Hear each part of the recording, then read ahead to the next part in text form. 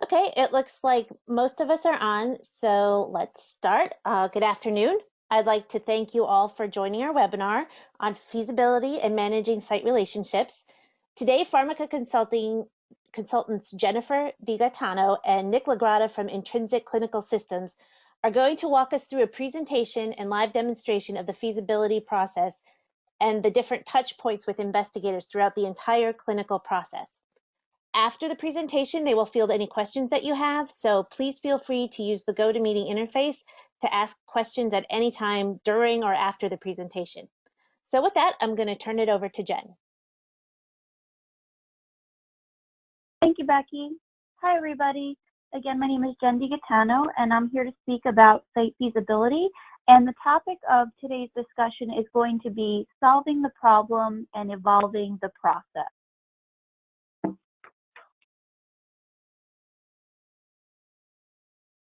So when we take a look at clinical trials on a whole, industry is showing, or industry studies, I should say, are showing that as a current state assessment, we have a lot of pain points that, and as an industry on a whole, we need to really take a look at and tackle. So a simple answer for a current state assessment of how the industry is doing for effectiveness of feasibility within clinical trials is honestly, we're not. What we've seen through some research that's been conducted is that about 80% of clinical trials are missing their timeline. And for sponsor companies, that means a long-term impact of not only drug delay, so of course, seeing that, underserved patient populations and medical needs are being unmet, but also the sponsor is losing about $1 million in revenue for each day a drug is delayed. So as far as the focus matrix goes for site feasibility, most everybody is looking to solve for X. And in this case, X is how do we get the right patients at the right site for the right programs and protocols at each and every one of our companies?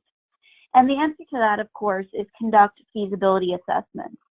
That may seem simple, but of course, there are many different facets and components to site feasibility, and they come on different levels. The most broad being therapeutic area or program feasibility, where study teams or program teams are looking to gather epidemiological information, landscape mapping for regulatory requirements, so on and so forth. Then they drill down a little bit further to protocol feasibility, which has both broad and targeted aspects. So of course here we can be doing things like ad boards, protocol simulations, getting feedback on the protocol as it's designed, for patient-focused drug development, country selection, and recruitment planning. But the most targeted portion of the feasibility matrix, and what we're going to be speaking about today, is our site feasibility portion of things. And that's our most targeted view, where we're including, but certainly not limited to, taking a look at the engagement and identification of sites for study, and then of course, selecting them for protocol execution. When we're taking a look at this though, what is missing from this equation? And my answer to that would be data analytics.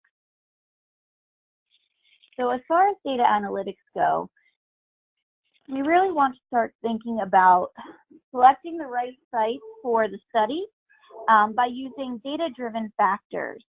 And when we look at data-driven factors, we have to think either on a very narrow level or a very broad level. So this can be either for domestic studies, multi-site global studies, even if they're large or small. A careful data-driven evaluation and selection of sites is crucial for successful completion of a trial within budget.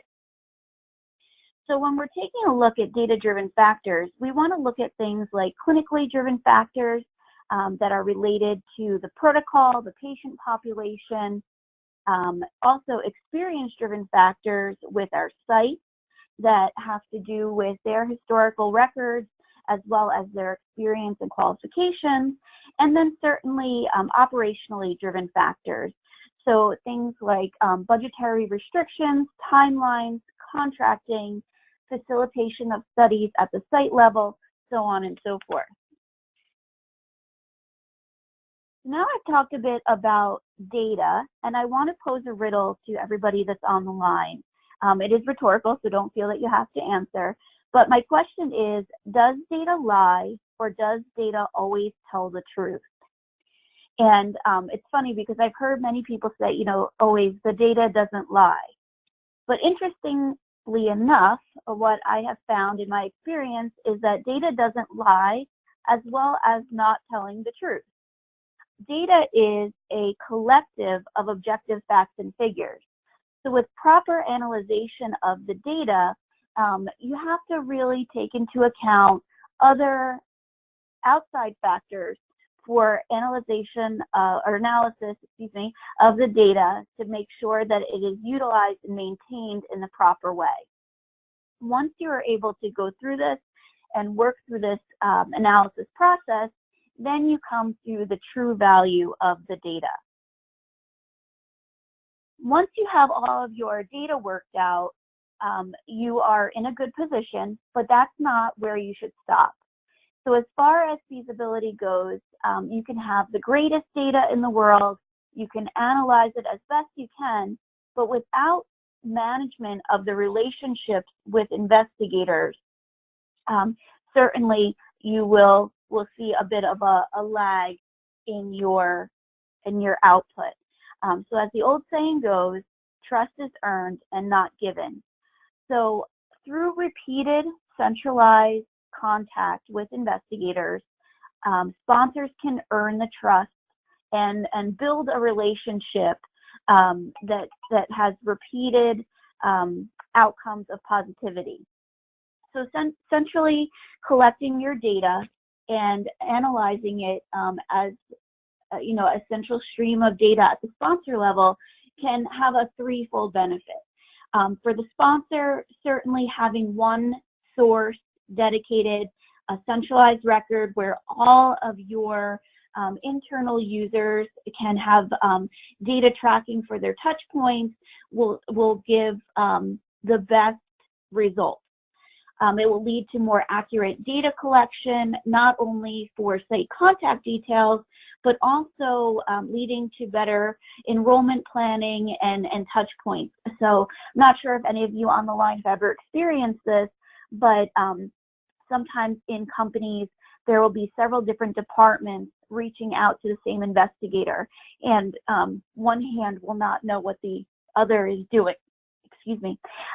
So having one centralized point where you're collecting this data as well as kind of tracking exactly what kind of touch points are happening will help that relationship and that transparency with your investigators. As far as the investigator goes, the benefits of having this centralized data collection and analysis is to decrease administrative burden. So sponsors will no longer be asking sites to over and over again fill out the exact same information month after month. So the opportunity here is that the investigator will be able to update information when needed, but not have to redundantly fill out the same records over and over again. Through this, the investigator would also have better visibility into program planning at the sponsor level and upcoming opportunities for research participation. And all in all, everything that we do in industry is for one fact and one person only, and that's the patient. So with this increased visibility, transparency amongst the sponsor and investigator, it's ultimately going to build a better platform for those patients with unmet medical needs, patients in underserved populations, and patients that generally do have the ability to be matched with potential clinical trial opportunities to be able to reach out and have those opportunities available to them. So in conclusion, evolving for the future, it definitely includes a paradigm shift, that's for sure. So taking note of introducing data for the use in the feasibility assessment of site selection is definitely key, but that is not the stopping point. Leveraging that data to use analytic procedures to ensure that the data is properly vetted for true value is certainly important. At current, sponsors are already seeking out opportunities to incorporate data analytics into development planning. And certainly, again, that's not the stopping point. It's great to have the analytics, but we also need to manage the data, manage the relationships, and ensure that there is that foundation of trust between sponsor company, investigative site, and patient. And of course, all of the above always has the patient in mind. So everything that we do for the patient. So ensuring that we're optimizing for the future will guarantee more hope in the future for our patients. And that's, of course, my personal take on things. So thank you very much, everybody, for your time. I do appreciate being able to speak on this important topic. And now I will take the opportunity to turn it over to Nicholas Lagrada. Thank you, Jennifer. Appreciate that. So I'm going to share my screen, or okay, let's start here. So how do we select the right investigator for a trial? Oh, let me share my screen. Good. Can we see my screen? Minimize this. Yes, I can see your screen, so you're good, Nick. Okay, I just want to get this out of the way. Get this thing out of here. There we go. So just one quick slide on who I am. My name is Nick Lagrada. I'm a principal consultant at Intrinsic, and I do a lot of the solution architecture work for the tools that we build at Intrinsic. So how do we find the right investigators? We've built our Intrinsic Informer tool that helps solve that problem by sending out surveys to investigators and allowing them to answer questions and send that data back to a database called Intrinsic Informer. And we're going to walk through that process to see how that is set up, how it's sent out to the investigator, what it looks like on their end, and then how you analyze that data when it comes back to the investigator. So let's dive right in to the Informer tool. So here we are in the Informer tool. And one of the first things we want to do is to import our investigator list. And perhaps there's already a list you have, or maybe you obtain one from Citeline or clinicaltrials.gov. But we come up to Informer, and we want to go to our contacts investigators, and we can import a list of investigators. And this will be our central store of investigators in the Informer tool. We will come up here to this import button, and we would basically just drag in an Excel document that looks something like this. Maybe I have 10 here, but maybe there's 1,000, and maybe it's a direct feed from somewhere. Oh, I can minimize that. So you would basically just drag it in here and import it into our tool, and it will just show up in the list of investigators. So once we have the list, we have all of our investigators in the system, we then want to narrow it down to who we want to send it to. Maybe it's by therapeutic area, perhaps it's by region. We want to create what's called site lists. Site lists are like distribution lists, contact lists that are specific to a specific subset of sites or investigators. We click on site list and we can create a new one. And here, it's straightforward, a wizard GUI driven menu type of system where we give our list a name. We can call this one cardiovascular, 1C for some region. We're going to target our contacts, our investigators, and then we can begin to add our list to this specific list that we're going to be sending to. Over here is this members panel. We can add them individually, or what seems to be more common is we add them what's called using an advanced find, because rarely are we going to add one at a time. We may be adding 1,000 at a time. And by using advanced find, we can easily add them in bulk. So even though the system Informer may have 10,000 investigators in it, We only want to create a list that's sending to a specific therapeutic area. So we'll filter by a therapeutic area to quickly find all of these investigators. Let's pick a quick one. We'll pick cardiovascular. So show me all the investigators in the cardiovascular space. I'm going to find them. See how many I got. I only have 2 in here, but I'm going to, well, pretend there's 1,000 of them or 100. And then we're going to just add them all to our list. So now we have our list set up. We know who it is we're targeting. We're targeting this cardiovascular region of people. The next thing we are going to want to do is create our survey. And our surveys themselves, they can be reused over and over again. I'm going to briefly talk about the process for how we create one. It can be done from an end user perspective, but we generally do this and help the clients create these. Our surveys are created and maintained under the surveys area of the Informer tool. We have one created already. What it looks like when you create one, it's a GUI interface where you drag things onto a canvas to create this survey. It's question and answers. The questions come from a question repository that's on the right, and it's also viewable here. So if I were to click on question repository, the questions only exist once, but they can be in multiple surveys. We try to do that to make it easier to track and manage the questions in all of the forms. So this is how we create our forms. And once the survey is created, the next thing we want to create is our email. What is that email going to say to all the investigators? And we do that through the use of email templates in the Informer tool under email templates. Email templates are what they sound like. They are templates for emails that mail merge their name and contact information from the system and automatically create a link to the survey for that investigator. So if we are sending to 1,000 investigators, we don't manually send 1,000 emails. We create one email template that merges everything. And after our email template is set up, we're ready to do what's called our email or survey send. We will push a survey send out through what's called a campaign. And at the top of the Informer tool, you see this feasibility campaigns. Feasibility campaigns is the top most hierarchical structure node in our system. So at the very top is our campaigns.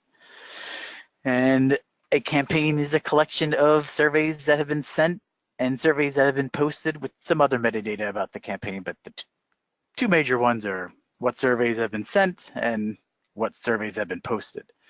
So we send them out through this widget in the top right. An administrator of the system can also send them, but most people won't see the add buttons, the plus buttons. We send them out by specifying, let me give you an example. When we send a survey out to list of investigators, we fill in some information about what's included on the send, specifically what email template we're using, what survey we're using, like what set of questions, who it's coming from, and then what site list, so what groups of investigators we want to send to. When this gets sent, it sends the surveys to the investigators.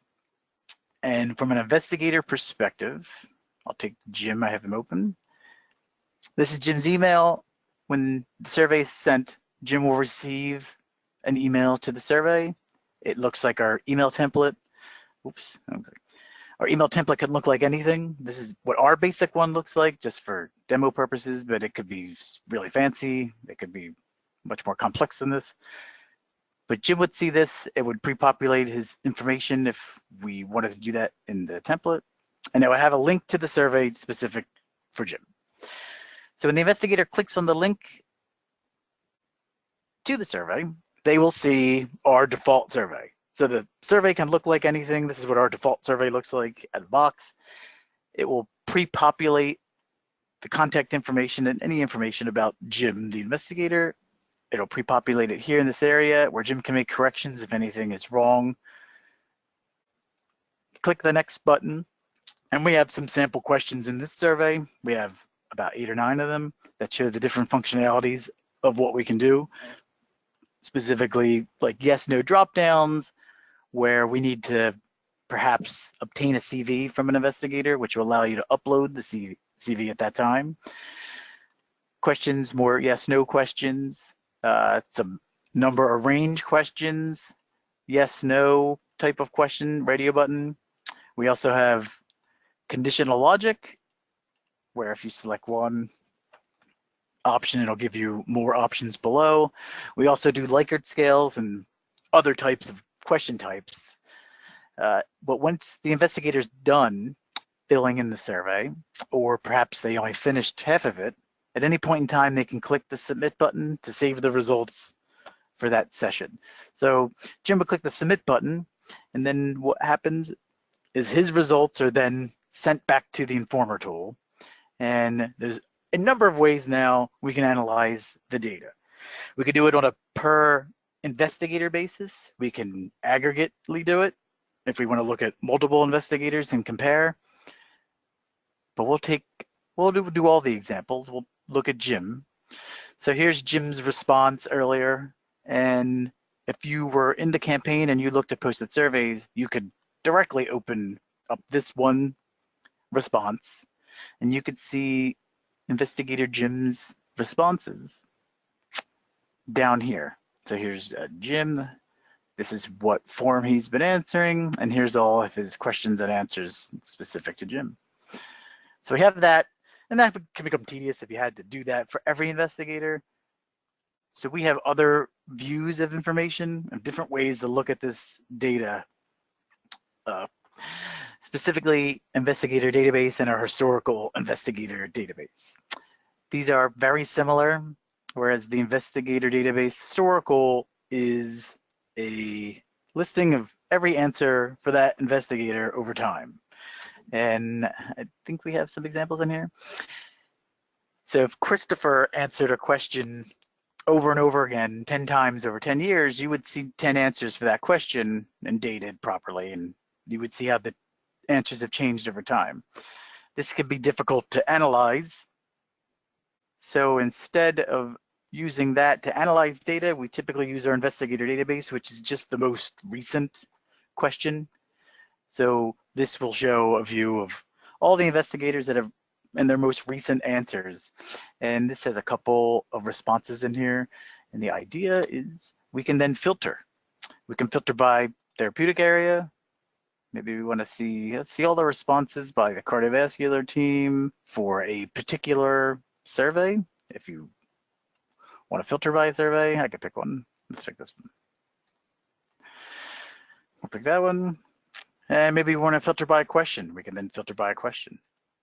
And then keep narrowing it down and have our narrowed down list of the right investigators. We could take this list once we narrow it down and then export it to Excel, which would then export it to Excel and take all the columns in this view.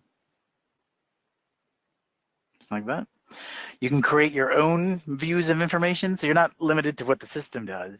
At any time, if you wanted to see some different cut of data, you can create what's called a personal view, and you can construct your own query against really anything in the system. Everything's available. Every field, you can create any kind of query using our advanced views area. So after we have our list of investigators, the right investigators, we could take that and move it into our CTMS. Our CTMS is another product we create to manage investigators. And I quickly set up Jim in our CTMS. Jim has a site in our CTMS. Here's Jim's site. I'm gonna go over here. And we can track site regulatory documents related to the site, any site milestones, or site essential documents, which allow us to track dates, collect the dates and expiration dates for which we alert when they're about to expire. We also track site milestones, which is all the site milestones related to that site planned and actual dates. And we lastly track planned and actuals for enrollment for that site. So in our CTMS, if we are going back to study, looking at our study, we can look at the enrollment planned and actuals for that site, which gives us a great view on what's happening at the site. here's plan and here's actual. I don't have any actuals entered, but yeah. So going back to the feasibility tool, we have direct integration with all the reporting tools. I mean, we have a web API that can easily be accessed to pull and create any type of visual or graphic or report. We've created one as an example. We have a dashboard. It's just a basic one to show what's possible, because these seem to change from client to client.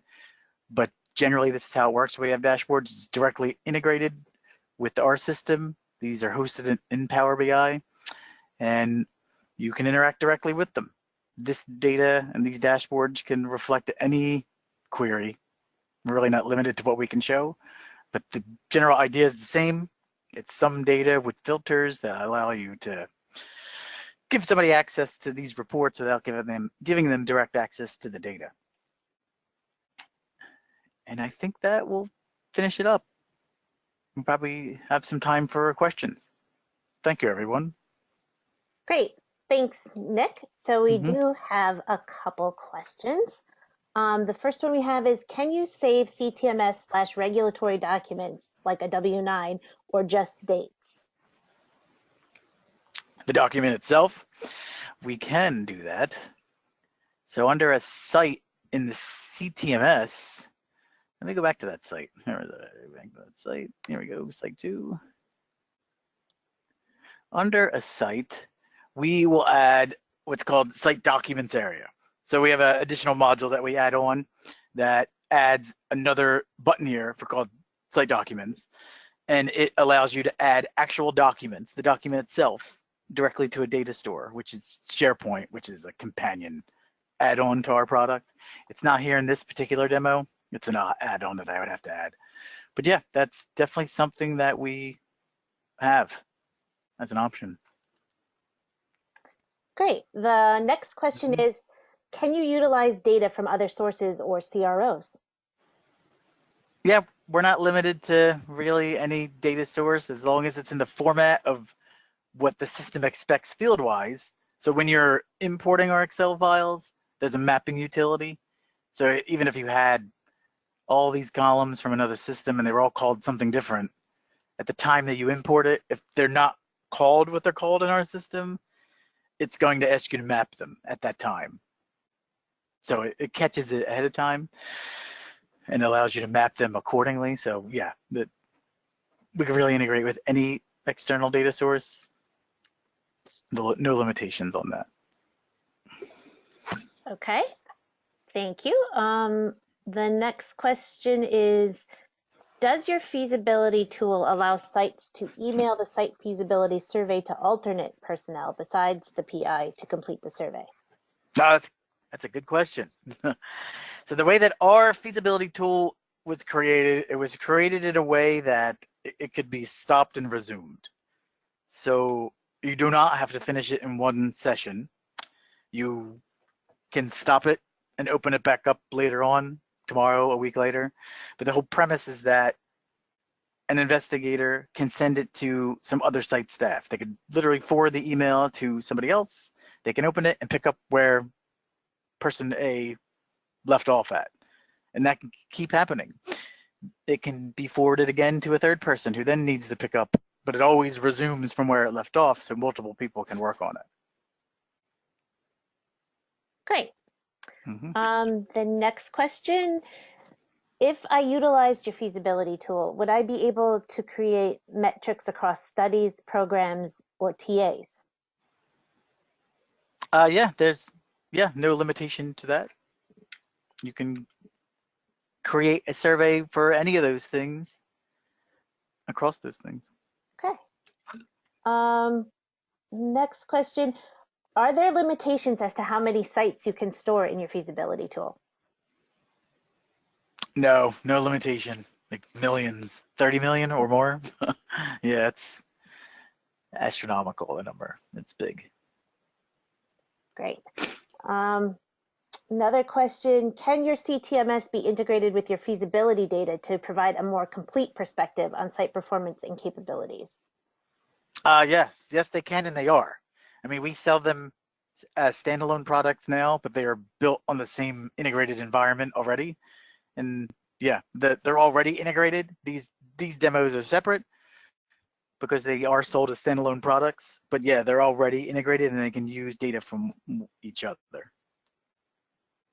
Okay, yep. Great.